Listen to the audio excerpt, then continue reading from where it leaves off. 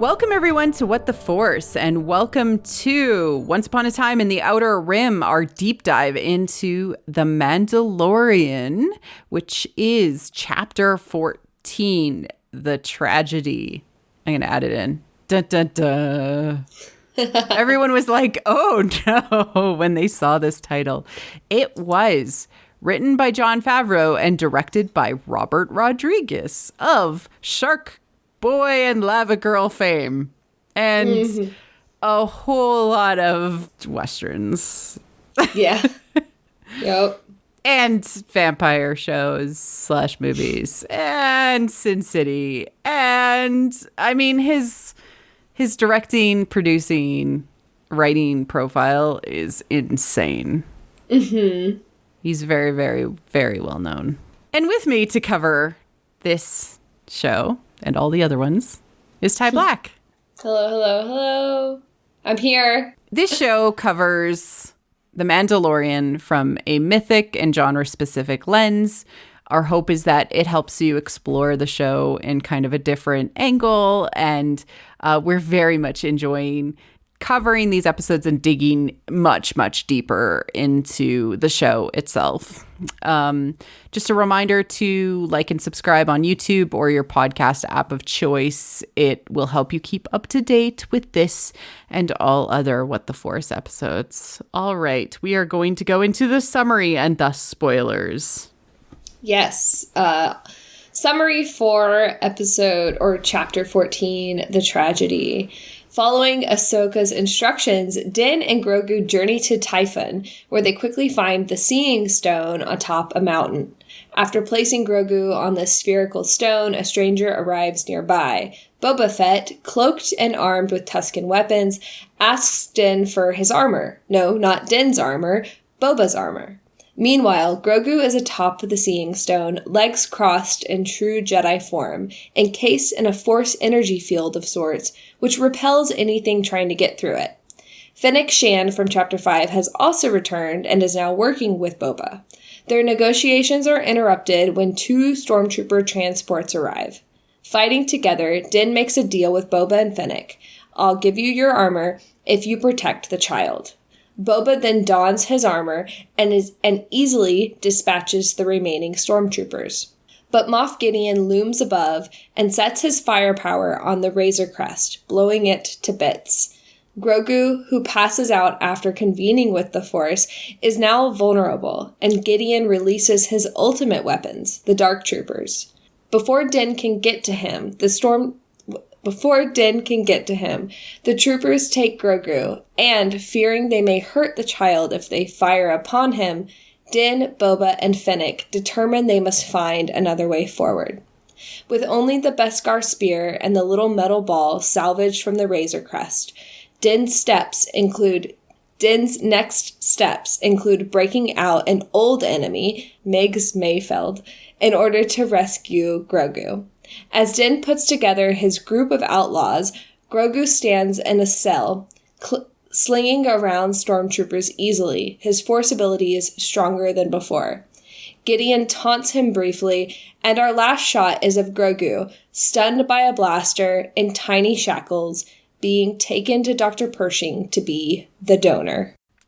So as soon as I saw that scene, I could not stop singing, "Baby shackles, do do do do do do, baby shackles, do do do do do." Like, I could not get it out of my head all day. That's so random because it doesn't really fit as well. But like, they're baby shackles. He's like shackle it, and I'm like, he's a baby. Baby shackles. Like, do they just have them lying around? Like, it's so weird. The shackles. That's what I thought too. Do they just have them lying around? Like, the shackles are so weird. Yeah. They're so tiny. They're so tiny. They just had them around. I mean, I guess if you're trying to capture like a baby Force user, it kind of makes sense that you would have things that matched his size, but like they're like the size of finger cuffs for a human. I don't know. Anyway, so let's get on to the tragedy. Ty, what did you think of the episode? I loved this episode. I was going off about it on Twitter. I was so ecstatic. It was just such a good, it was such a good, like, stark difference from the previous episode. Like, even if you liked the previous episode, I think that there was such a difference between that one and this one. And even people that liked the previous episode will agree to that. Mm-hmm. I really liked that. And I knew that was coming because, you know, we felt it sort of coming. It's like, you have different directors, you have different parts of the story. We did know that, like, the third to the last episode was probably going to start off kind of the kind of the meat of the ends of this season, and because last season did as well. So we knew it was going somewhere, and this is where it was inevitably going, and yeah, like, it all kind of fell into place at this point, so it was pretty cool. Yeah. What'd you think of this episode, Marie Claire? So I really liked it as well, and I think that like, it's very clear when we go into this why we liked this episode maybe more than the last two, even, I would say. Yeah. This show is centered around one person's perspective. And that's hard, I would say, compared to, say, shows that might be more ensemble or have multiple directions as far as who they're focused on. This is entirely focused on Din Djarin's journey, right? Like, it is his journey. It is his relationship with the child. Even the music itself in the first season is all from his perspective. Like, Ludwig Göransson has talked about that. So I find it very hard when they take a step back from that perspective and give it to other people. So in episode 4 and 5, they gave it to secondary characters to have almost like moments in the sun. And they did it more successfully in the first season, like with IG-11. Yeah.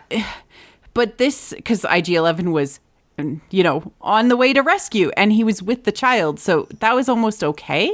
This one was just, like, both of them didn't work. And I'm not going to go into that because we've already, like, spent 2 episodes talking about those episodes. But this one worked because everything was focused on what it meant to Din. So from the start of the episode, we have like this amazing scene with, you know, Grogu playing with the little ball that's, you know, the stick shift on the Razor Crest.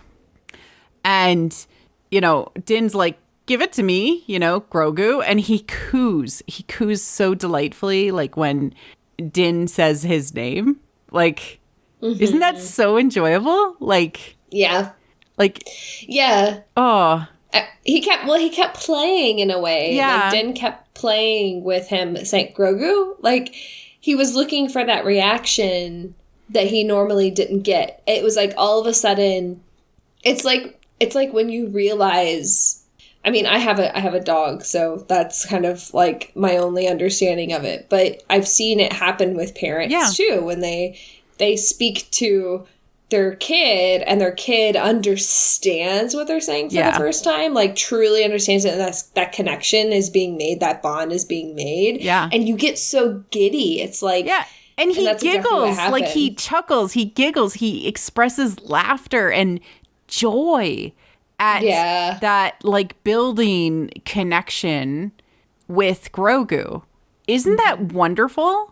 And then I thought it was so cool. And then they play catch again, which is what they're doing with the Force, basically. And he's just so happy. He swears.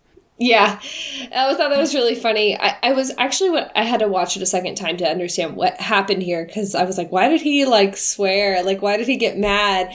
And it was so, again, like, that to me, this kind of moment made such a stark difference between this episode and the previous 2 episodes, because there was such a humanizing element to their relationship that I even relate to. It was almost as if those walls came down in a way that they haven't yet.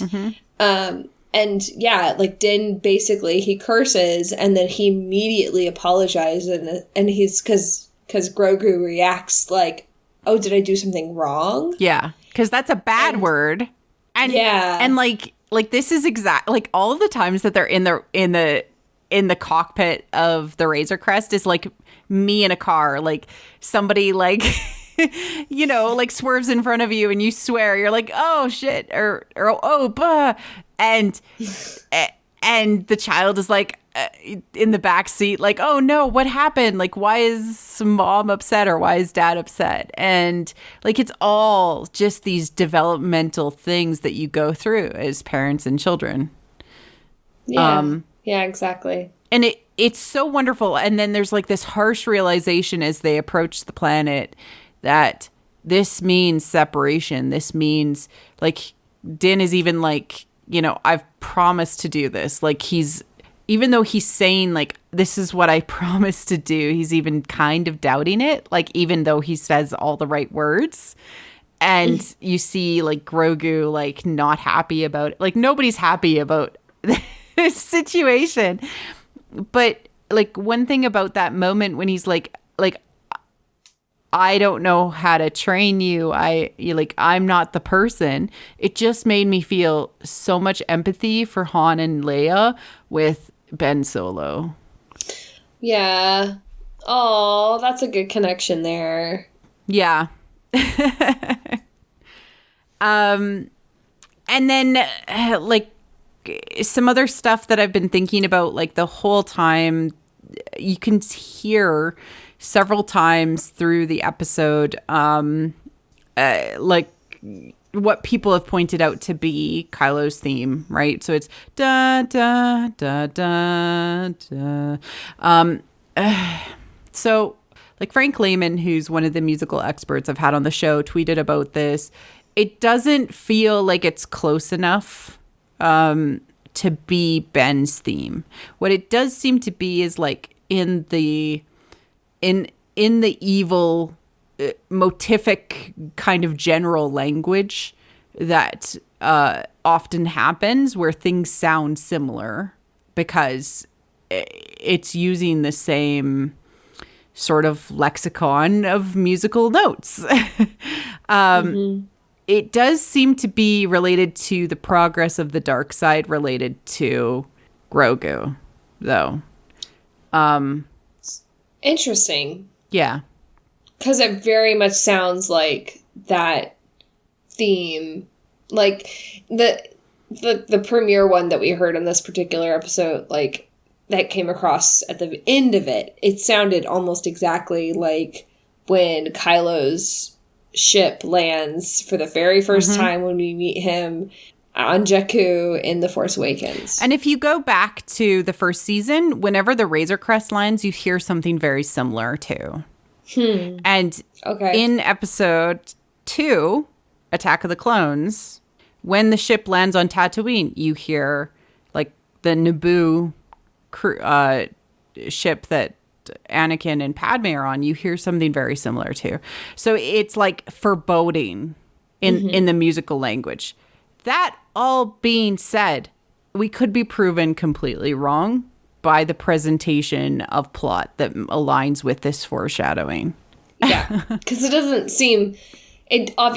seems almost impossible that it could mean Kylo or could mean Ben, or even I thought about it for a while, like what if it meant like the First Order. But it doesn't seem to align to that. It's very focused on the child and like foreboding and like dark sideness around the child.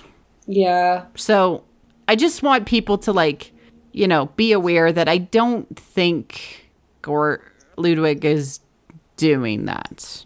Yeah. Yeah. That makes sense. Not to pop bubbles. And of course, like could be proven wrong with plot, of course, added in. It just happened to be paired with the episode that we see blue butterflies, which are always wonderful to see in Star Wars. I created a thread of butterflies in Star Wars a couple of weeks ago. I think I was just inspired to be like, how many are there? And Why do they keep on coming up? And it was just really interesting to see another example of them. Mm-hmm. Very interesting. We'll go into like the symbolism and things like that in a bit. Another thing that I specifically noticed about this episode was that there was 0 establishing shots. If you compare it to the first episode and the second episode of the season, where you kind of have these big like vistas of the sands of Tatooine into establishing and flying into Navarro. You see the full canyon. You see like where exactly they are and how that is in relation to where the ship is. Navarro, like they land and it's almost ground level, and it's very like focused on the perspective of the characters. And I feel like that's very, very familiar from especially Rodriguez's work for like El Mariachi and Desperado. It's very like focused in on the face and directly close to the person, and like, you know, it's very personal. And so like everything that was seen was actually almost over the shoulder or near somebody's perspective. So like the shots of the planet were through the cockpit, the shots of, you know, the spaces that they were going through, like Din we saw, and then he passed us, and then we saw the scene stones and the scene stone in the top of that like peak, right? So it's just a very big change. And like normally I love establishing shots. I don't think that the episode suffered because of not having them. It was just a very interesting thing to point out from a stylistic perspective. Yeah, I actually talked to someone today that thought that does not like that type of film making technique. They don't like that like cinematography. And it took him completely out of it. And I had a really good conversation with him because I was just kind of listening, just because I love that type of filmmaking, but specifically I like that type of cinematography when it's completely unexpected and when it's making the best use of the landscape. Mm-hmm. And I felt like they did that here because most of this episode was shot with stunts. Most of this episode was fighting, it was stunts.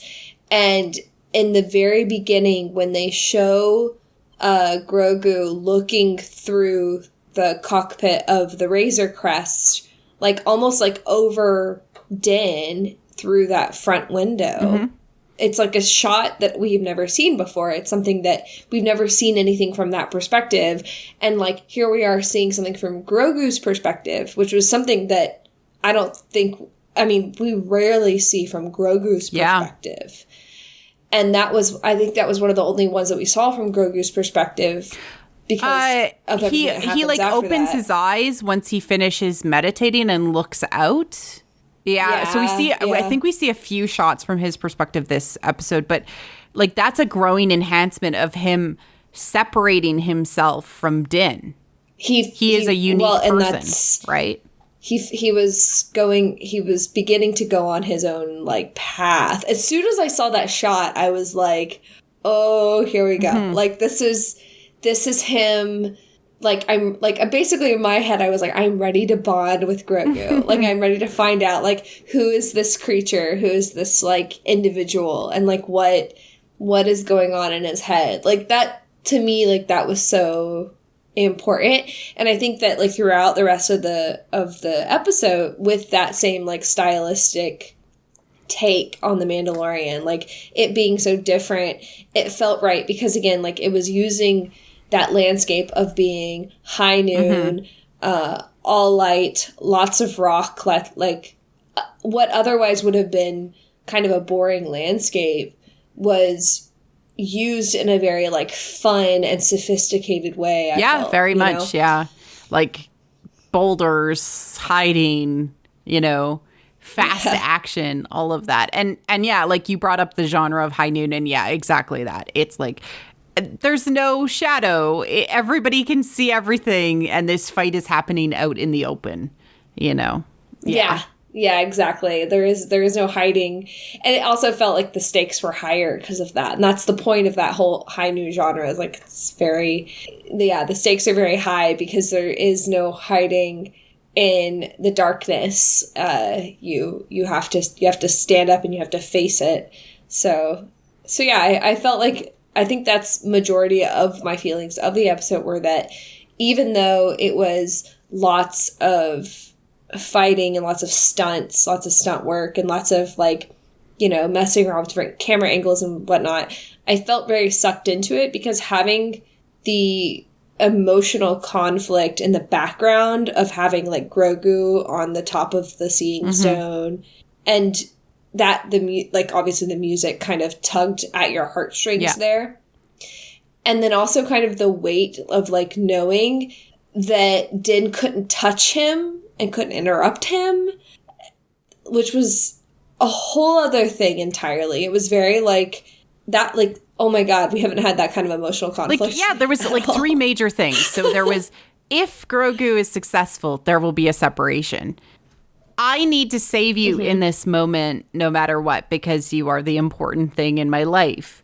Conflict and stress and all of that, right? That emotion behind that. And then also there are people trying to take you. Yeah. You know? So I think he had 3 moments. So the first moment he got hit with the force field, right?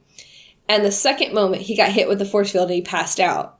And the third moment he got hit with the force field again. And I'm like, Din, why is it taking you this long to figure out that, like, you can't get through that thing? And then I was like, oh, this is the third time. Yeah, it's repeating for 3 times. Yes. It's important. So, like, on that moment, like, where he's sitting on the Seeing Stone, totally reminded me of when a kid is learning how to go to the bathroom and go to use the toilet. And I hate to make this parallel, but I'm going to make it. 'Cause, like, there's nothing you can do to hurry them up. They need to take their own time and do it. And it's, like, the hardest thing in the world for a parent who's like, come on, we're going to be late. We got to go. And it's like, if they leave, like, they're going to pee everywhere. They're going to, you know, so like it's like just a really important moment for parents to understand that, like, kids have to do things kind of on their own time. And, like, as much, like, as you think what you've got going on is important, like, it's such a hard thing to learn. Like, it takes them time to do up their shoes and to learn how to dress themselves and to eat their food and all of those things. So it's like, you got to start to adjust for the pace that they're on as they become individuals themselves, which we see from the perspective of the show changing to that very personal perspective is happening. Yeah, there was a moment at which I was like, you know, Din should just stay there with him, because a lot of the conflict that was happening could have taken care of itself. Yeah. But obviously Din is impatient, and that's, like, one of his flaws, and that's one of the things that he has to learn, that he has to get over in order to become a good parent. So, yeah, it's all kind of falling into place in the plot, which is nice. And it's nice that it feeds into this sort of meta concept of parenthood as well, which I love. There's way more stuff that ties into that, especially symbolically, that we'll get into as well in a bit. Yeah, we're not even on the myth stuff. I know. Yet. There's so many good things. So we are both Boba converts. Yes, I am a Boba convert. I was a speeder bike convert, and now I am a Boba Fett convert. This show, what the hell? Oh my God. Okay, so back when we found out that Boba Fett was going to come on the show, I feel like it leaked, or like there was a bunch of articles about it back in, like, May. I was like, okay, the only reason to bring Boba Fett back is because he has transformed. He has been reborn, and he is now a different person than he was during Return of the Jedi. And even during the summer, like I stopped reading a comic book that had him as a character that happened before Return of the Jedi called Bounty Hunters because of how terrible Boba Fett was in that freaking comic book. It's just like super unfortunate that comic exists. Yeah. But that's exactly what we're seeing. Oh yeah, he absolutely transformed.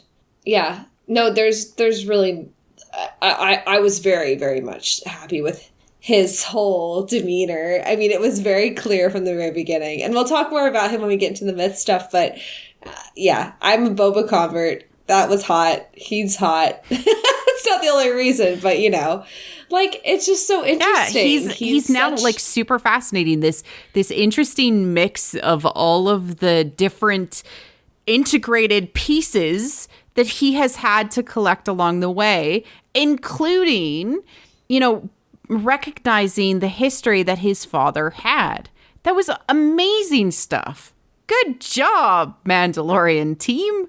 Like, so good. And the use of Temuera Morrison again, you know, to have him come back and play the son of the character that he played in Attack of the Clones just feels so good. Yeah, it feels really good. He's just so he exudes so much. I think I was just so enthralled. I hung on every single word that he said, and I didn't have to try again. Like I was not sold on this character at all. I was not excited about this character at all. And as soon as he started talking, I was like,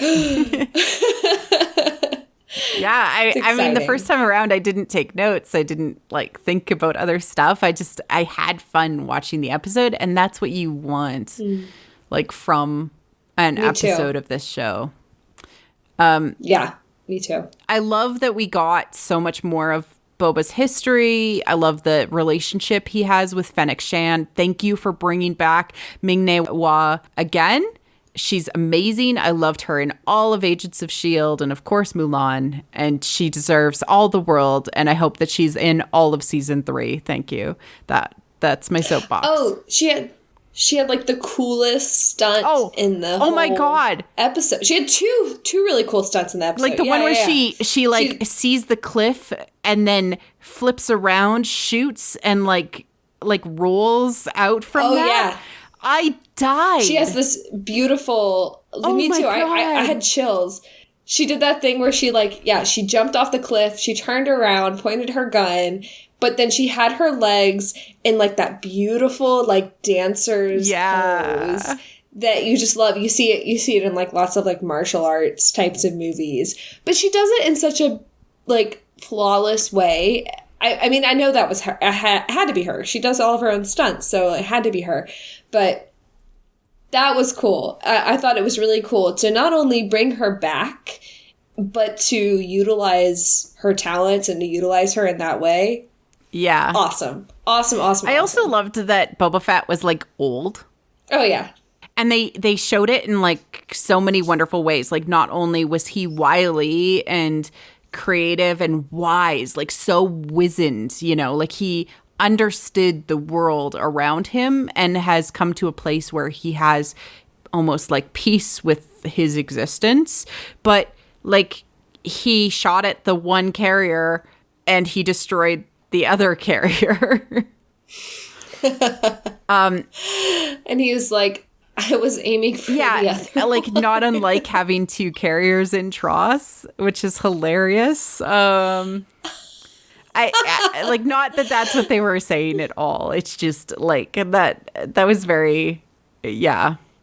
I was wondering if you're going to find some meta in that, because the joke was so well delivered and it was so funny, but it was also right before a major tragedy.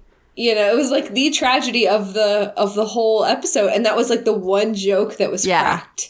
And I was like, okay, there's got to be some kind of meta. Literally, like that's the meta, is that like that's what happened in Tross. They destroyed the wrong one, right? That's so funny. I'm sure there's a lot of other ways you could take it, but yeah, that's a good one. I like that. And then, of course, the reveal of Moff Gideon and stealing the child, the use of the Dark Troopers, which, many people speculated that's what they would be. The, end moment and confrontation in the cell, which felt very classic prison cell, with Grogu and Moff Gideon having their little thing, and Moff Gideon, he reminded me of that really awkward uncle who's like, I'm showing you my gun or my sword, but don't touch it, you'll poke your eye out. He was just so condescending towards Grogu. It felt deeply uncomfortable for me. Oh, for sure. Yeah. Yeah. And talk about that. Oh, yeah. And then we had, of course, the return of Cara Dune. Yeah, so I have a theory about it. Was this so scene. Weird. It was the weirdest cut scene. Yes, it was very, very awkward. It felt very misplaced. And I know that Gina is very, she's not that great of an actress, but this was way worse than usual. So I have a theory that this scene was changed from something different. I thought it was just cut short. I literally think they cut out minutes because this episode was so short compared to the other episodes in the season. And so much happened. I agree. When I raised I think it was changed. Marie Claire was what if it was cut short? Which I think that's probably a good theory. But also, I just want to bring up the fact that the badge was left with such a cliffhanger in that previous episode that we saw her, and she had that choice. Do I join do I join them or do I not? Do I become an official marshal of the New Republic, or do I stay as kind of this sort of independent marshal of this one town? And she's left with that, and she's left with that badge. And let me just say, that badge, it's a badge, right? It has the holes on it so that you can put it onto your uniform. And yet, Din comes by and he's like, oh, I see that you are now official, and he's holding it. He shouldn't be holding that badge. That badge should be on her. It should be sewed onto her costume. Yeah. I think that they heard whatever negative feedback happened, and I think they saw that, and I think they cut down her role immensely. And I don't know what that means exactly, but I just feel Yep, that scene itself was super awkward, so... It was super awkward. And, another thing that I wanted to mention was that when a soldier says, these are, the stripes, when they mention the stripes that they wear, right? She says in the line, she says something like, I can't do that because of the stripes, because of these stripes. She should have said, I can't do that because of the stripes that I wear. And she should have pointed to the badge. Instead, they, referenced the badge, which is, sitting on the table, which was super awkward, because that's not how it typically would go. So I think that whatever was written before, that badge should have been sewed on to her, and she should have been wearing some kind of New Republic uniform. Also remember that they can change the dialogue of what Din says, because... it's all dialogue, right? Yeah. So, I don't know. Ooh, now I want to watch it again. Right? So my God. We know that from Tross. We know their tricks. We know their audio tricks. So just just watch that scene again, because it's weird. It's weirdly short, weirdly cut. They get the information, which is where Mayfield is at. And my hope is that they leave from there and we don't see her again. Who knows? She might come back in the end of the season for the cavalry type scenario. Well, and that's the thing, right? Is the previous episode had it on a cliffhanger of they were going to leave her character in a place where there are many choices that she could have made. to have her come back and be like a pretty prominent role. But this pretty much closed it off to where they could leave her and they might not need to ever come back to her. That was significant. But I don't know. Like, I can see her coming back as a Calvary to have like one last hurrah. But they closed off that door of any other storyline with her. She made up her mind off camera to do that, even though they made it a big deal that, it's just very weird. It's very weird. And also, a side note, of course, which is not a note at all. It's actually a statement. Trans rights are human rights. Yeah. Let's move on to the mythic stuff. Because that's the fun stuff. And a lot of this was like, yes. Oh, Ty and MC are so smart.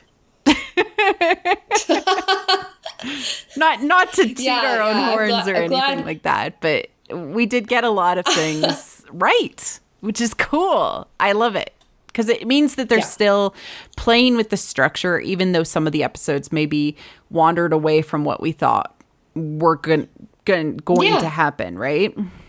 So, from a Jedi or from a Force perspective, let's talk about the butterflies because they were the most like interesting and beautiful thing that I logged onto Twitter. I don't know. I wake up every like Friday morning and I get like tons of messages like, have you seen it yet? Or what did you think? And I logged onto Twitter and all I see is butterflies and I'm like, what happened? And so, like, generally speaking, butterflies are really interesting because, yes, they are a cyclical creature, so much like snakes. They have a life much like frogs. They have a cyclical life that people actually can see. They start out as little eggs and they turn into little worms and then they turn into the chrysalis and they transform into this beautiful butterfly. So it's like a rebirth and a transformation creature. Also psychopomps, which are essentially related to, in this case, the connection to the beyond. They can go beyond the veil. They can go between the here and now and the afterlife. Or, from a Force perspective, that would mean that they are connected directly with the energies of the Force. The fact that they are blue symbolically means that they are light side creatures. The fact that there are butterflies, in legends around the Coruscantian temple, kind of all plugs into this idea. There are butterflies elsewhere in canon. The Ben Solo, rollout videos where he teams up with a cloud of butterflies and rescues his dad and Chewie is like one of the biggest examples in why so many people who love Ben Solo flock to the idea of butterflies. But there are butterflies elsewhere. There's butterflies on Endor. There's butterflies on Naboo. And generally speaking, they are just a representation of kind of the pure natural aspect of the Force. Mm-hmm. Yeah, the cycle of life is what the Force is all about.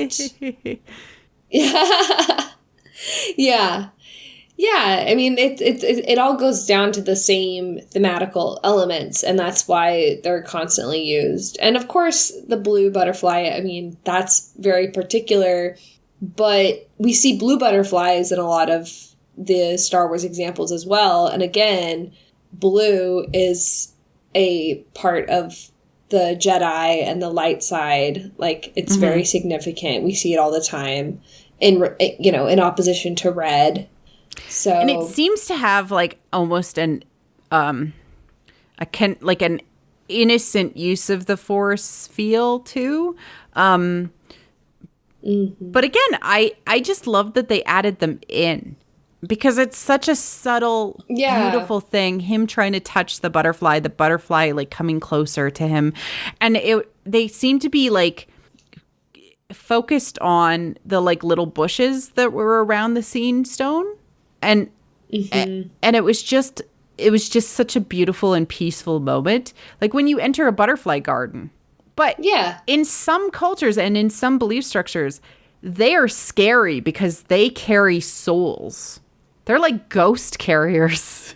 So some people are rightfully scared of them because of like the fact that they are basically like they're like Valkyries in some like in a Norse perspective. Like they carry souls. They carry these dead, lives to the other side. Well, and it makes sense that, like, with representing so many things in mythology and whatnot, they would be found specifically at, like, forced convergences. Yeah. And there's also something, like, there's something that I latched onto with seeing the way that they have been represented so far in Star Wars, which was that what if they represent, in Star Wars, what if they represent the discovery of one's own path? Like, what if they're showing up in times where maybe the author doesn't realize this, but maybe the author is saying, like, oh, this character is discovering what they need to do or who they are or what they want to be, or it's the beginning of their journey with this magical thing that is the Force. I mean, that's pretty good. Like, that's a pretty good... It's like the Force is bearing witness to something. Yeah. Yeah. I like that. Because it could mean so much going forward. It could mean... Because, like, I don't like it when people, if you make the symbol mean one thing and one thing only, you're limiting yourself. And then it just becomes completely unfair to everyone. But to say, okay, well, what if it means so much more? Then every time we see it, we have all of these different types of ways to take it, all these different, things to pick at, and all these different threads we could tie it to. I like it when things mean more anyway. So, I love that it means like Ben Solo as well. I love that it means like Grogu's first interaction with the Force. I love that it has this very like loving and hopeful and innocent feel about it. Yeah, I want it to mean like Reylo and Ben Solo and the light side of the Force and the convergence of the Force and Naboo and Padme as well. Yes, like of course, because of her butterfly dress. Yes. Yeah. I love that. I love all of that, but like, it can't just be one thing. Star Wars is never just going to be one thing with Star Wars. So what did you think of the Scene Stone and the 6 triangles? Oh, this was so interesting, right? Because it was like, I mean, somebody pointed out on Twitter that it did look from above, it would have looked like the Empire symbol. So like the darkness and the light in one place, much like Acto. Well, yeah. Yeah, well, and then that's another part of it, right? Is that like under every Jedi temple or under every Jedi mountain, there's a Sith temple or something like that, right? Which I thought that was going to happen in the episode. I thought we were going to see... Yeah. That would have been like a really interesting way to take it. But we saw that in Resistance, right? We saw that there was a Sith temple underneath the Jedi temple. And I mean, that's a very classic like religion thing to do. Christianity didn't understand sort of more pagan beliefs. And so sacred places, they built churches over top of, they built cathedrals, they built, sacred places over. Oh, you have a cool, holiday that is devoted to Esther, the goddess of spring. Oh, we're going to turn that into Easter and that's ours now. It's like a common thing. Yeah, exactly. So I wouldn't be surprised if that hill was actually something darker underneath. Or something older underneath, like in Lothal, right? In Lothal, how there's like underneath the temple is the gateway to the world between worlds. Right, and like also like Jedi Fallen Order, it felt very much like that. But also there was the Jedi. I don't know what language it is exactly, but it's like the Jedi runes. Technically, it's called runes, Macquarie like the font. Language.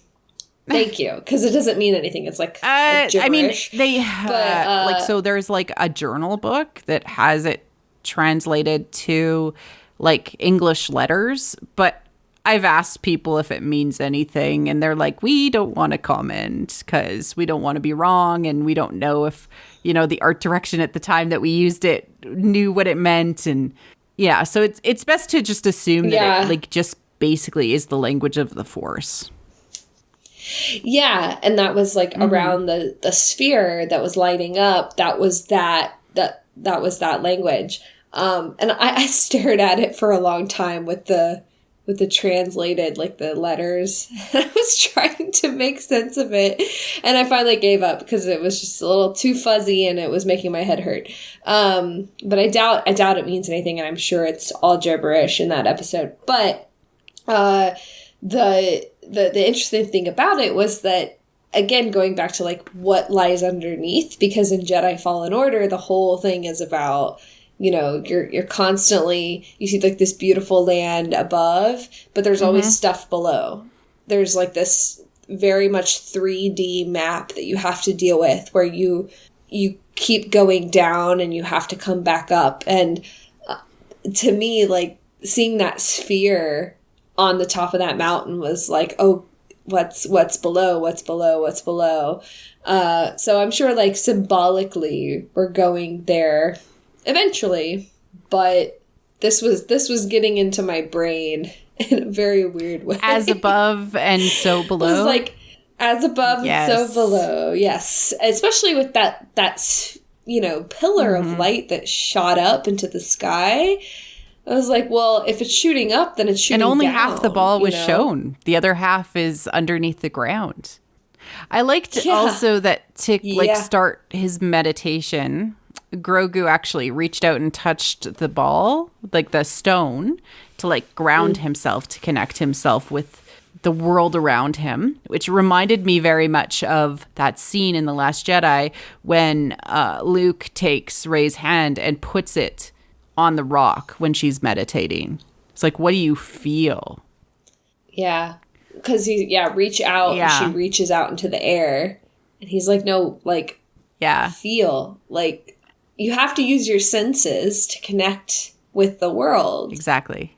Circles and triangles so cool. are very powerful symbols. And to see them used together was so interesting. Triangles, of course, are one of the strongest geometric shapes. Same with circles. Yeah. Yeah. Especially, when you see them in like pyramids and spheres, that's a pretty big deal in like the Jedi and Sith like lore and the temples and whatnot. And to see it look like, a lot of people have pointed out how it felt a lot like Jedi Fallen Order, and I totally agree. So when in Jedi Fallen Order, when you sort of meditate to kind of remember the skills that you had already learned at one point, and to kind of like reconnect yourself with the Force, you almost like meditate in this circle, and then all of these like other circles kind of come out from you, and it's very beautiful. Yeah, and it reminded me a lot of that as well. Yeah, the Disney Star Wars has pretty much decided that like circles are the light side and like triangles are the dark side.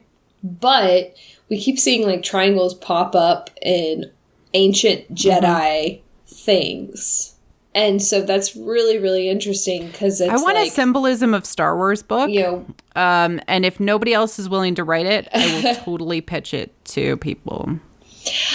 Well, you might need to wait till after the High Republic stuff comes out, right? I mean, I would just love really to work with the people and actually be like, okay, what do these all mean? And it would involve working with the art department a lot, I think, because a lot of the symbolism is unintentional and subconscious.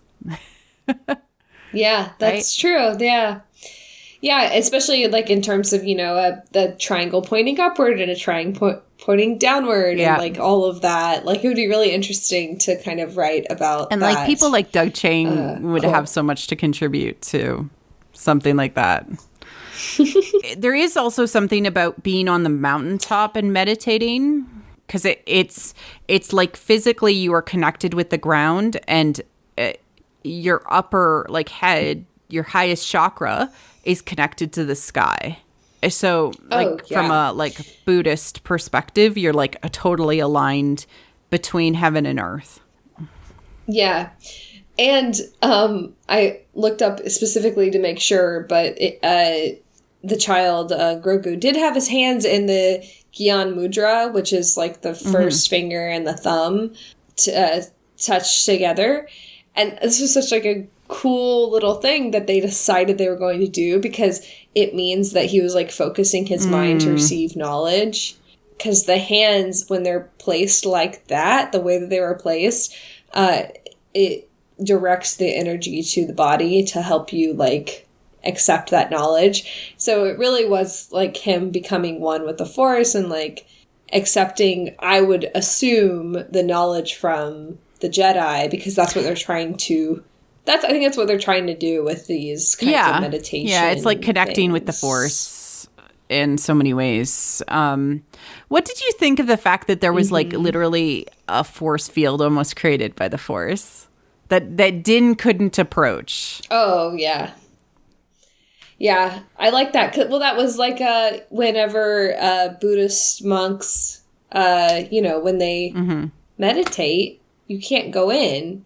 And like the same thing with like any kind of Asian this happens in Western idea as well. Like when someone is praying, when someone is meditating, you cannot enter.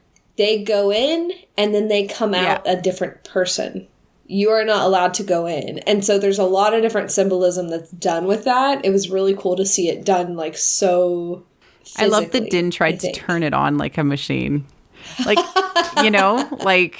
Yeah, I did. Yeah. He was like, that was such a, like... With his visor. Such a, like, I don't understand what my kid is going through. How do I make this work? Yeah. Yeah. Oh, yeah. So there was something about that force field, too, that I just remembered, which was the idea of being eaten. Yeah, and then because we've had a bit of that. Yeah. It's the exact same. We've had that over and over and over again. It's the exact same thing. So when Grogu is, encased in that shield, that force field, he's being eaten by the Force in a way. And then when it's done with him, it basically spits him up. So he is passed out. He is reborn. I'm disappointed we didn't get to see the Force from his perspective. Because I love that stuff so much. Like, give that to me every time.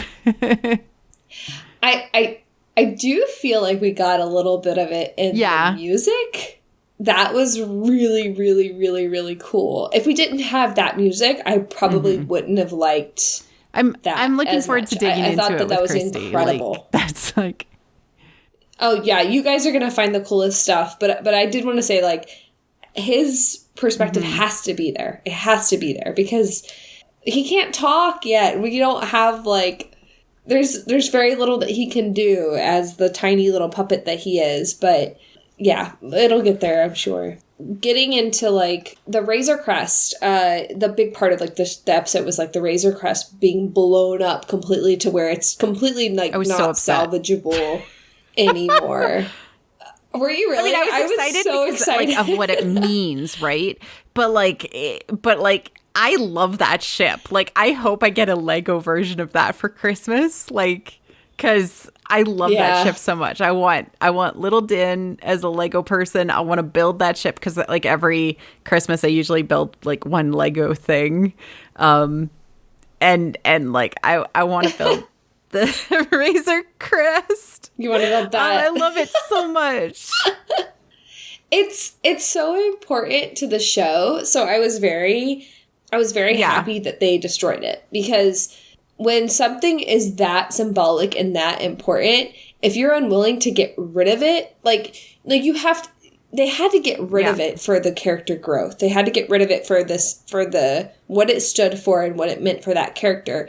If they didn't do it, then it's, it's cowardly. Like, that's something that we talked about with the Falcon. And this is something that I was talking about today on Twitter, which was that in Tross, a lot of people said, oh, they're going to blow up the Falcon because it is a character, but it is not a person. So they could blow it up, and they were setting it up with Solo, with L3 being transferred into the mind of the Falcon. They were putting this kind of personhood on it, and then they didn't do anything with it. And that's kind of like it's a Chekhov's gun unfired. Yeah. Yeah, exactly. It was a Chekhov's gun unfired.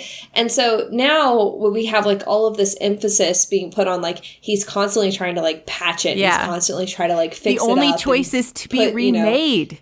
It is, right? At some point.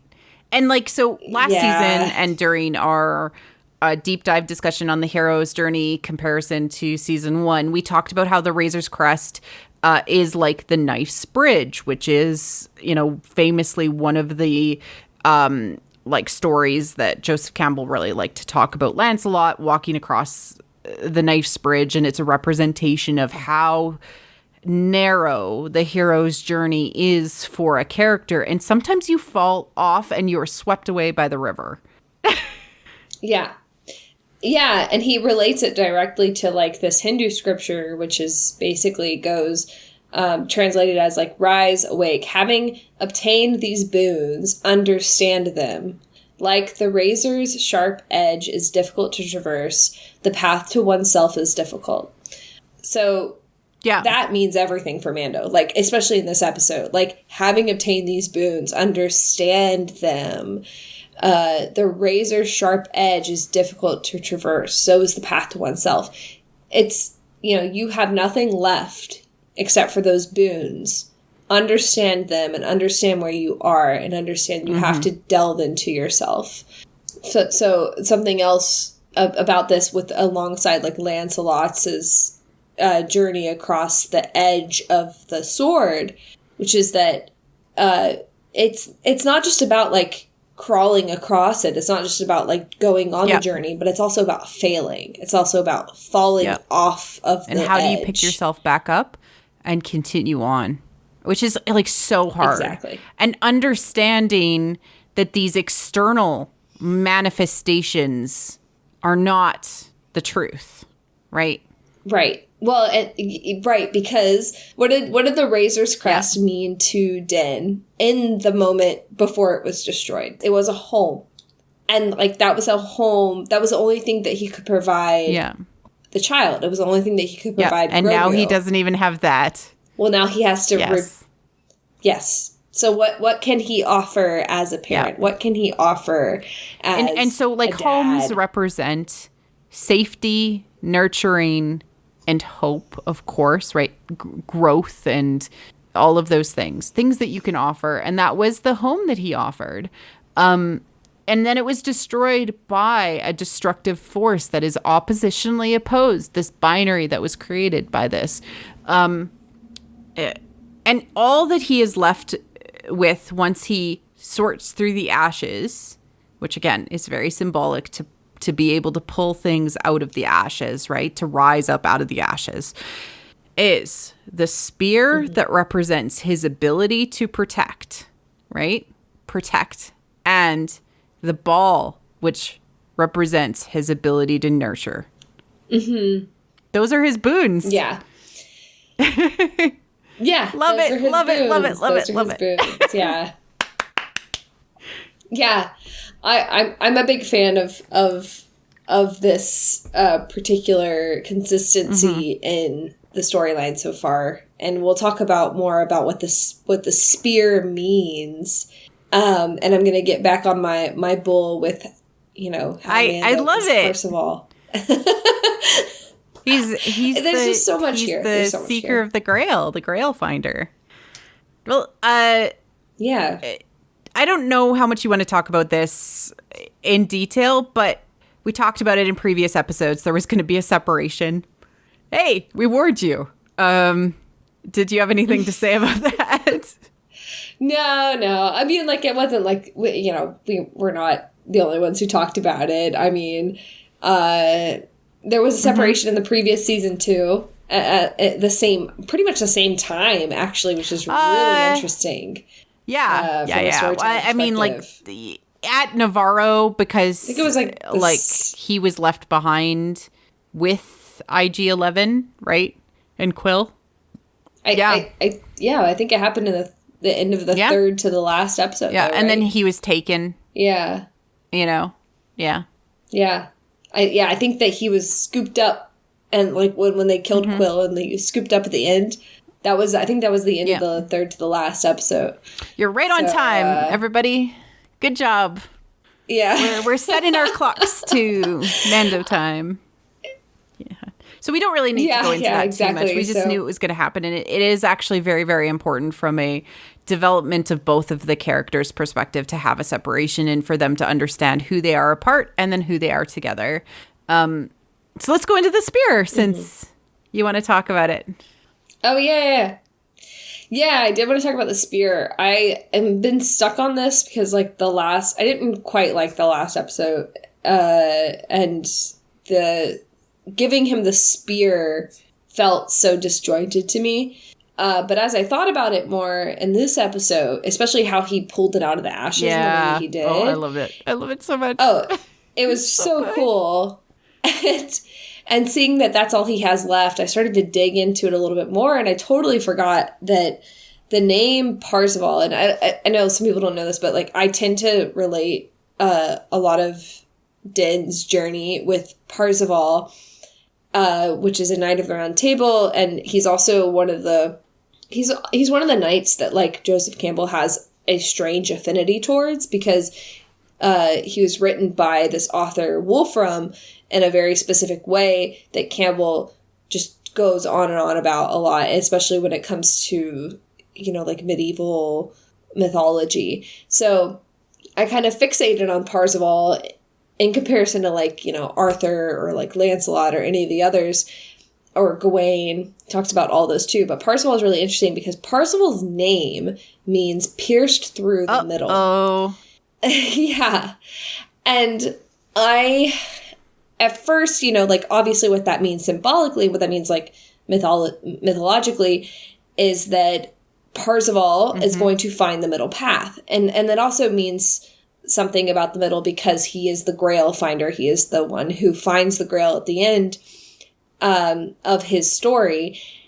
But what's interesting about like how Din is going about this journey so far is that he has the spear is literally a piece of himself. Like that spear, it's made of Beskar, and his armor is made of Beskar.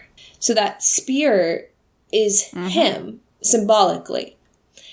And there's also this thing that keeps happening in myth where you rarely find heroes that use spears. Most often you find heroes that get pierced with a spear. And not only do they get pierced with the spear, they get pierced all the way through, like from one side to another. And we see that with, like Christ getting pierced through while he's on the cross. Like, but this goes back so far, and they get these wounds that would otherwise kill them. But because they're heroes, they survive. And like Parzival was healed by the Holy Grail, right? So like that's... Healing is involved. Yes, healing is involved, and that is kind of what brings me to my ultimate theory for this season of Mando, is that I think that Din is going to actually be stabbed through with the Beskar spear, and that Grogu is going to have to heal him. Now, there's a pretty high chance that this could happen like symbolically and not literally, but I think it should happen literally, and I'm really hoping it happens literally. Because it is him. Like it means so much. Like getting pierced through with something that is you. It's a transformation, right? It means going into yourself. And Yes. yes, literally. But, you know, in the last season, Din was reborn from the ashes, right? But he was, before that, he died and was rebirthed through fire. Like, he literally, like, almost died. But then the droid saved him. The droid healed him. Not the child. The child saved him from getting hurt further. But the droid is the one who healed him. Maybe that was sort of a nod to what was going to happen in this season, which was that he gets a like mortal wound, and then the child heals. I wonder how how artistic they're gonna go with the violence innocence binary of this. Like, will we only see him stab through and we only see the shadow? Or will we see it kind of backlit so we can't really tell the details? Because I feel like it's going to be quite a horrific moment if that happens. Well, think about how Kylo pierced his father. We see eyes and the faces, but not like really but a ton of the details until he falls. Yeah. Right.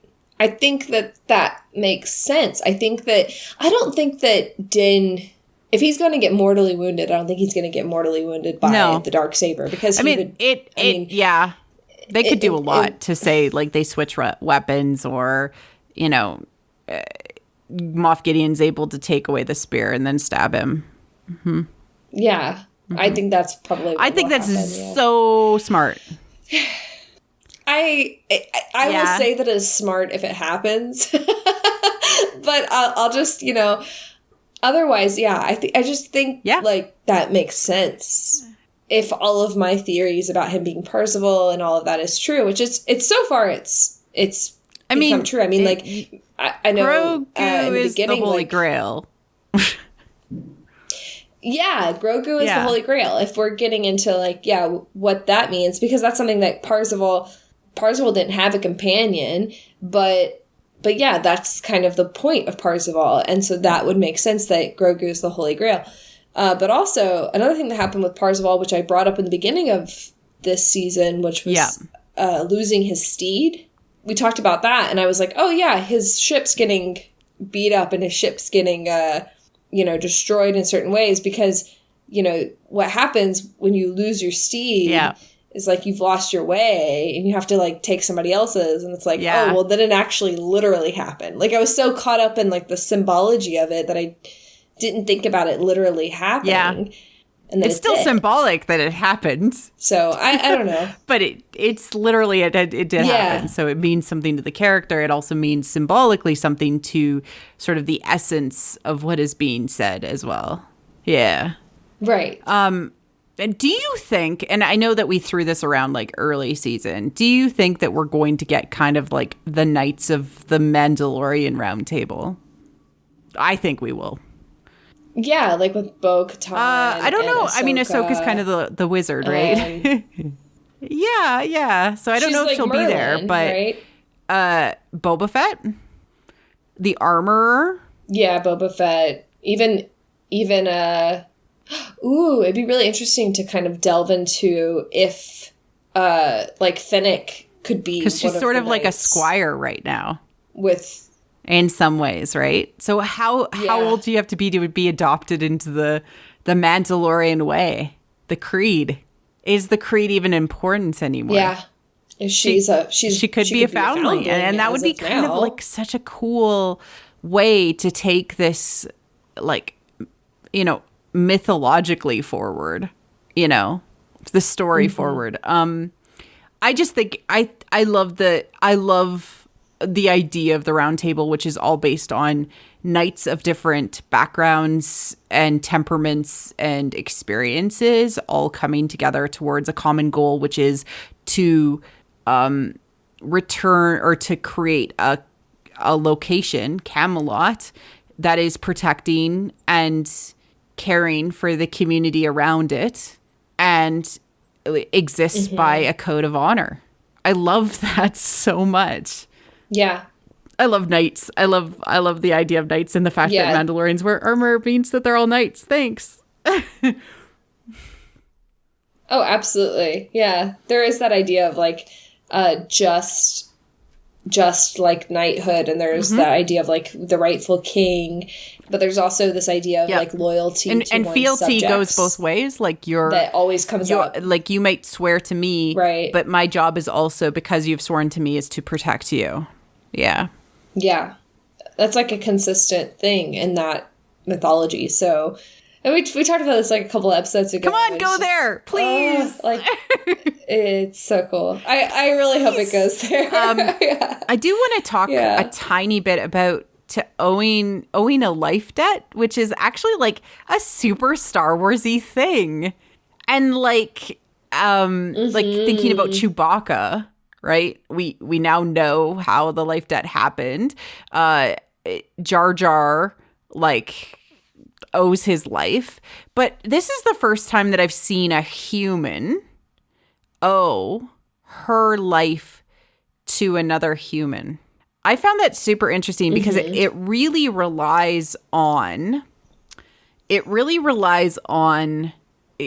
both humans involved having very similar codes of honor, right? And I don't know that I got that impression of Fennec in the first season, but I love honor. I love having like a code of like a rules of behavior, or like things that you can do and can't do, because that means that there's conflict if something that you think you need to do, it comes in conflict with what you've like sworn to do.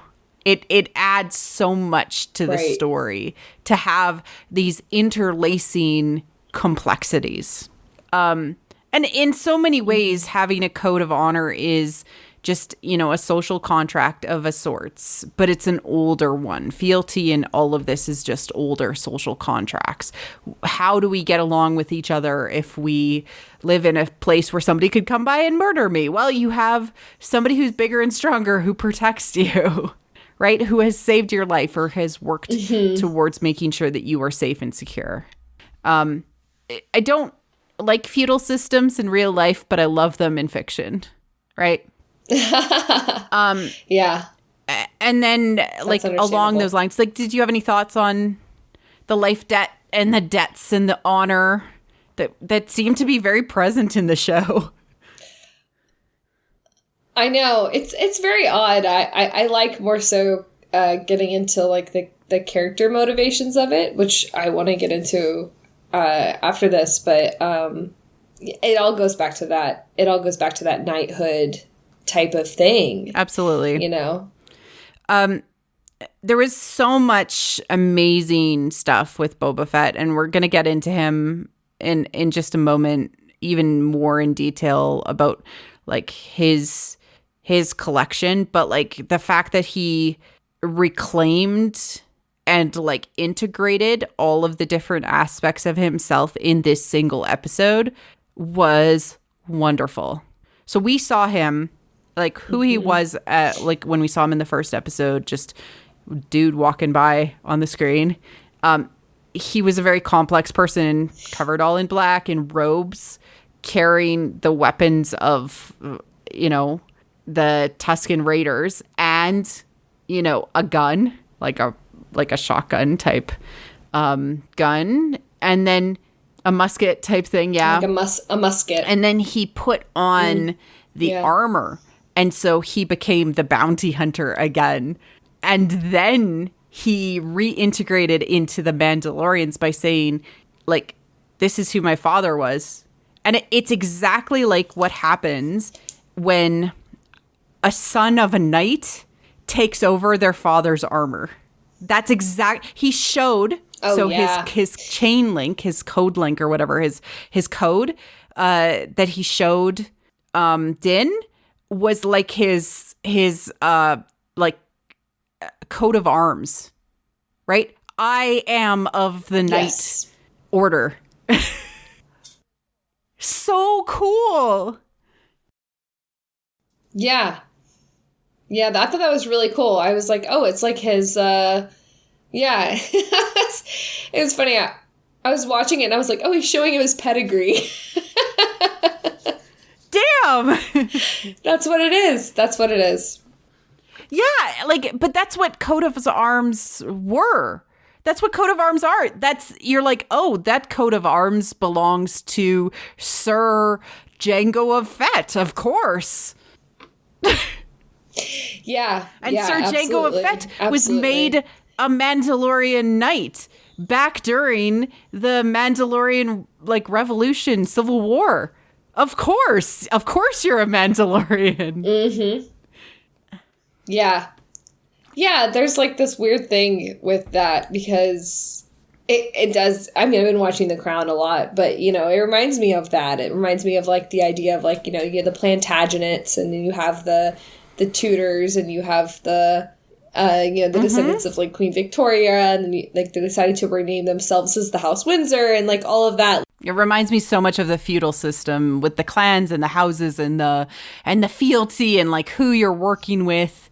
And that's so cool. So cool. It all just comes back down to like, who are you loyal to and who like how, where do you show your fealty? Like, who is your leader? And I think at this moment, like the Mandalorians don't have a leader. So it is of their creed to say, like, that's okay. Like, you know, you're a Mandalorian, being a foundling. All of these things are, you know, very much reminiscent of the Knights of the Round Table, but they don't have an Arthur. So, which I think it's going to be Bo-Katan, but who knows? Like, it could be somebody that we don't know, or it could be like something super weird, like they all like focus around Grogu. That would be like the dopest, weirdest thing in existence, and I would love it. Like they become they become sworn to protect Grogu. That would be really weird. Actually, that would make sense, though. Yeah. Well, Arthur was a child king when he was chosen. Well, I mean, I'm just spitballing here because, like, it definitely feels like they're circling around these concepts, but they haven't, like, executed on them yet. So it's fun to kind of be like, the world is our oyster, you know? Yeah. Yeah. I like that because then, like Bo-Katan kind of becomes, like, the Lancelot character in a way. And, like, Boba Fett becomes, like, the Gawain. And, this is so interesting. Okay, cool. I like this. So I wanted to say a couple things on Boba as well, because there were some questions of like, oh, did he really like transform? And we talked about this a little bit already. Like, he did wear his armor over his robe. You know, he did like he was fighting with the stick. Oh wait, you put that. Yeah. Oh, yeah. I didn't even think about that. You put that note in there. He was fighting with the Tatakia. I don't know how to say it exactly, but he was fighting with the Fiji War Club, basically. And that was really, really, really, really cool because there was actually a moment at which his face went into that kind of expression that they do in like the New Zealand like war chants, and that was so cool that they knew that, or they at least they knew that was a need to get out of the character. They knew that was like a want to get out of the character. I just very, very, very much liked that moment that we had before he put the armor on. And the fact that he put the armor on does not mean that he is not transformed. He took his helmet right off. He did. And he's, like I said, he still had his robe on. Yeah. And he still talked the same. Like, he's still like this weird lost monk character who's like wiser yet always like he said, you know, I'm just trying to make my way in the world, or whatever. I'm just a simple man trying to make my way in the galaxy, which is a similar line to what Jango said, which is, I'm just a simple man trying to make my way in the universe. It's an acknowledgement of my journey is never over, which is way more wise than saying I'm where I'm supposed to be, or I'm at the end of my journey, I've already had my journey, or anything like that. It's way more wise to say that, or even I know where I'm going. Yes, exactly. You are always on your journey, and it takes a wise man to understand that.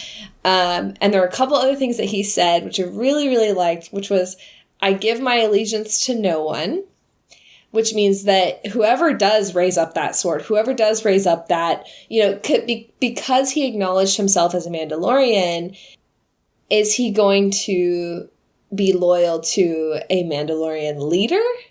Again, and he is loyal to the child's safety. And this is where I'm like leaning into this idea of the child being the leader.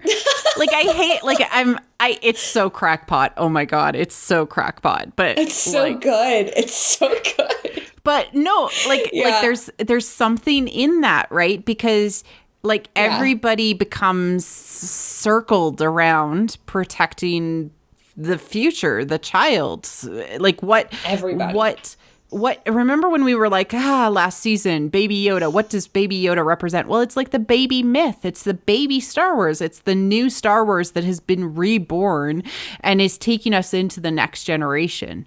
And so from a meta perspective, it makes sense that an entire culture of people would cycle around trying to protect this one holy grail of a creature. It's making more and more sense the more I think about it. Yeah. No, it's really cool. And there's another part that I wanted to point out with him, which was that he just simply says, there's no need for bloodshed. Yeah, so wise. He talks... So wise.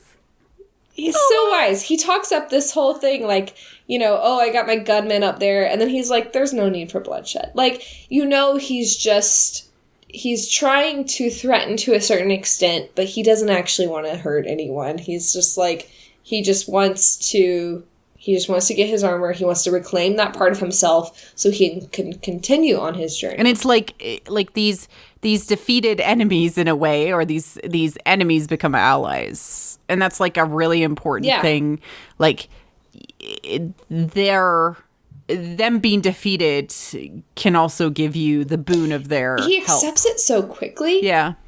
That's another thing that I thought was really interesting, was that he's no longer he's not selfishly thinking about himself. If he was, then he would be after the bounty for the child. He doesn't care about money any longer, or whatever power or whatever he had previously going on that drove him to be this bounty hunter. He no longer cares about that. He cares about the safety of him and Fennec, getting the armor back, getting that piece of himself integrated back into himself. And then he cares about his word. Absolutely. So cool. Can we talk about Fennec? Let's talk about our fox. Which, we talked about last season that Fennec is a type of fox. So, but oh man, I love foxes. Yeah, so we talked about it a little bit, but we didn't really go into it so much because, she, for all we knew, she had died, but we thought she'd come back. But the way that she's come back has really, really, really, made it so interesting. It's so mythical.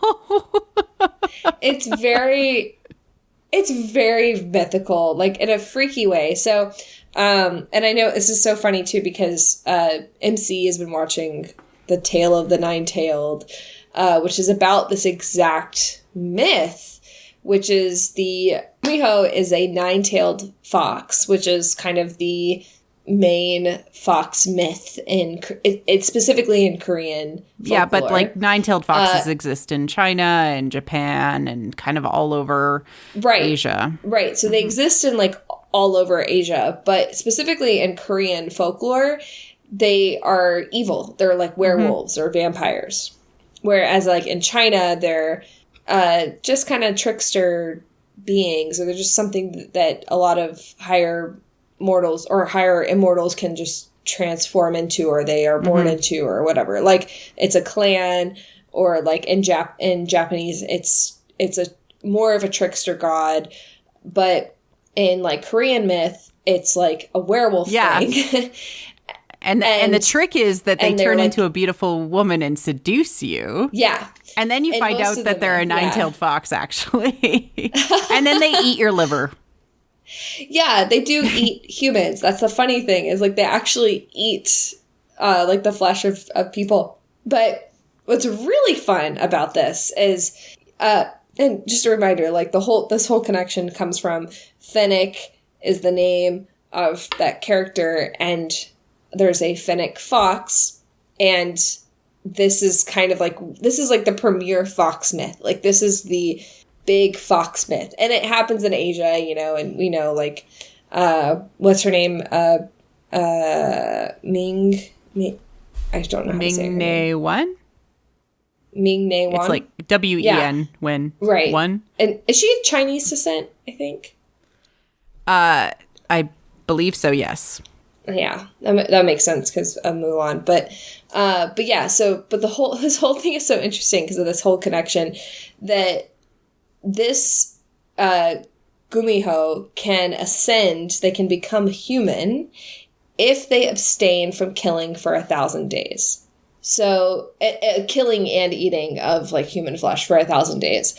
So that's basically what happened with, you know, with Fennec, is that she was sort of rendered helpless and she was found by Boba, but she also like couldn't hurt anybody else for a long period of time. So she has sort of been reborn and has become human, whereas before she was sort of like a trickster in the desert, sort of werewolf type thing. Yeah. So now, and that's another thing, is like Fennec foxes are desert foxes, and now she's kind of been taken out of that. So yeah. So anyway, she is ascended now, and now she's been sort of reborn and rebuilt, and she's now a good fox. Yeah, but okay, so this gets me onto this. There's another really Gumiho / fox connection. So in folklore across Asia, if a fox makes a promise, they cannot break it or they die. So often in these stories, they end up being in life debts to others. So that makes sense. So now she's in life debt to Boba. Okay, so this like. Yeah, so this brings us to the second part of this, which was that we all know, like, her like gut has been basically been repaired by all of these like wires and stuff. So now she's sort of part droid. And the crazy thing about this is, if you think about like IG-11 from the previous season, he was reprogrammed to be good, right? And to be a nurturer. So now we have this character to be a nurturer. So now we have this character who's basically been reprogrammed to be good, in order at least to not be a bounty hunter, to not just be a bounty hunter. Now she has like a purpose. She has like a person that she serves, a person she's loyal to. And to me, what's happening now, because Mando is sort of regathering not just regathering his allies, but he's regathering his enemies, which is something that happens in like the hero's journey, right?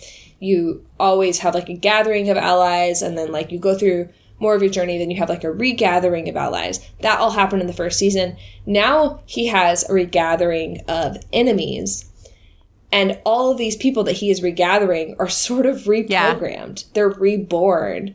Boba's reborn. Fennec's reborn. We have no idea what happened to Migs Mayfeld. No clue what happened to him.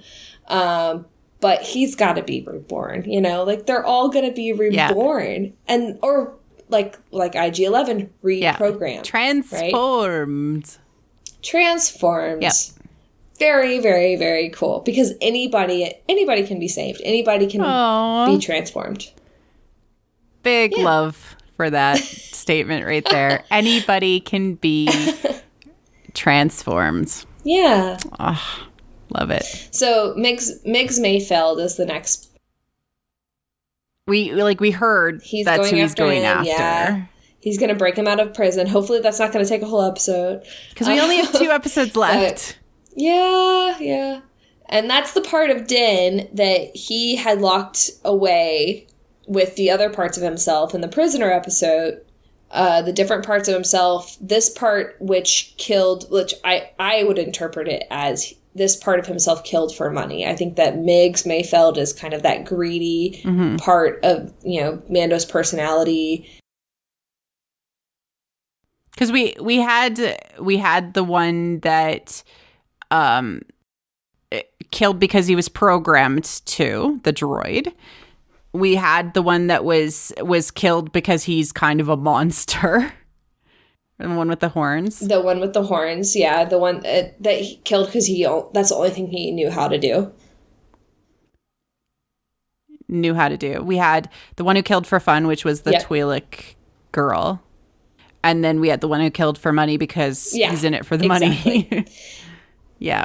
And that's who Megs is. And that episode is deeply psychological. I highly recommend that you go back to, if you haven't already listened to the first season of my Mandalorian recaps with Alex Kane. That episode, we talk about all the different aspects of his psyche and how psychological that episode is. It is one of my favorite episodes of existence of anything. Yeah, because it's so good. And I could talk about it all day, and it's awesome. But yeah, so now like Migs is the one that he's going to go back for of all of them, and we don't know why yet, but he's probably the one that he trusted the least, especially with the child, which is really interesting and sort of makes me lean into the idea that once you understand and you are able to fully understand your shadows, right? So these are the different aspects of yourself out there in the universe that you've projected on people.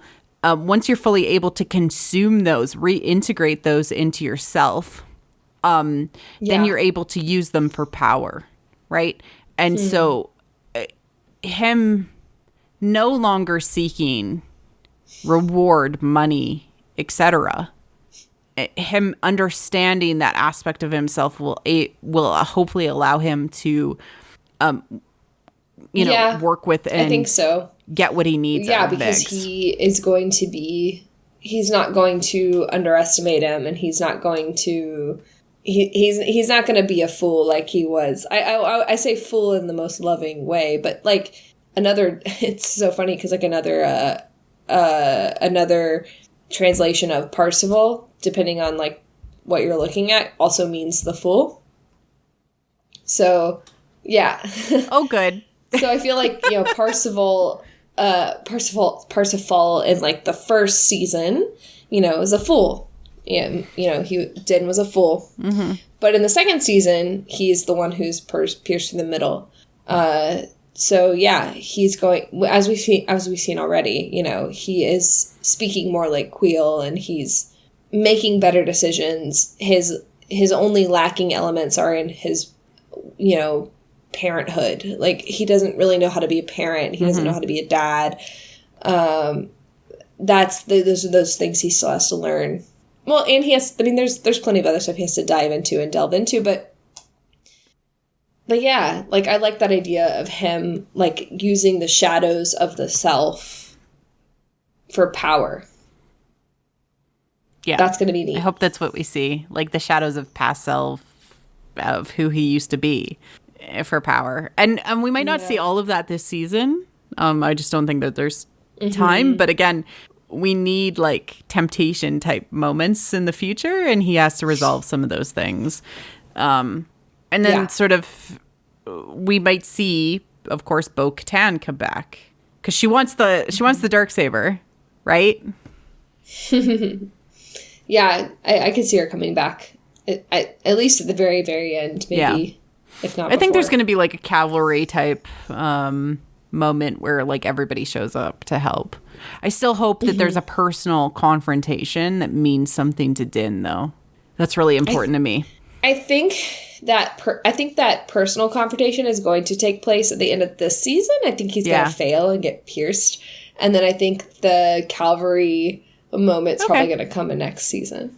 That's if I was to like guess what would happen, I think that's probably what would happen. No, I love it. I mean, darker middle chapter. Was this really the tragedy, quote unquote? I don't know. Ooh, we shall see. Oh, it could be like. Sorry, I just thought. Like it could be like Avatar: The Last Airbender when Aang in the second season got like at the end got of the seriously hurt and basically pierced through the middle. Oh, yeah. Shock. Exactly. It could be like that. And he could wake up in the next season. Not knowing where he is. Yeah, not knowing where he is. Probably and, not having his armor, too. Yeah. Oh my God, I'm getting so excited. Don't get excited. Don't get excited. Oh, Lord. There's so much potential. Yeah. So is there anything else you wanted to add? No, not without getting way too ahead of myself. Yeah, exactly. Yeah, no, I'm super excited for the last 2 episodes of the season. So I think it'll be really awesome. Yeah. Everything involved. I think it'd be great. I'm really excited. Yay, Mando. Yay, conflict. Yay, emotional conflict. Struggle, even. Strife. These things help make the story move and feel weight. Yep. Mm-hmm. Well, this is awesome. I'm very much looking forward to the next episode. Me too. Ty, where can people find you and all of the things that you do online? Yeah, you can find me at Wit and Folly on YouTube. You can find me at wit_folly on Twitter. And you can find me on my personal Twitter account at black_TYM. Thank you very much for checking us out and coming along with us on our little mythical journey. Woo! We look forward to having you back. Cheers. Thank you for listening to What the Force. I'm Marie-Claire Gould, your host. Our music is orchestral music by Christy Carew for What the Force. We have a Patreon at patreon.com/whattheforce. We would like to thank all our patrons, especially those who love and are obsessed with What the Force: Brad, Cheryl Bell, Melody, Night Huntress, In Wild Space, Felicia, How Rude, Anna Perez, Macau Mom, Neil, James, Joe Allen D, Christian Luca, Josh Johnson, Scott C, and Marvin. Make sure to like and subscribe on YouTube or leave a 5-star review on iTunes or any podcast app. It helps other people find the show. Check out our other channel, What the Fiction, for non-Star Wars content. You can connect with us on Twitter at WT Force Show, What the Force Podcast on Facebook, and our website where we have expanded our content to include reviews, metas, and articles, whattheforce.ca. Or on our Discord, links are all in the liner notes. Feel free to reach out and start a conversation. Cheers.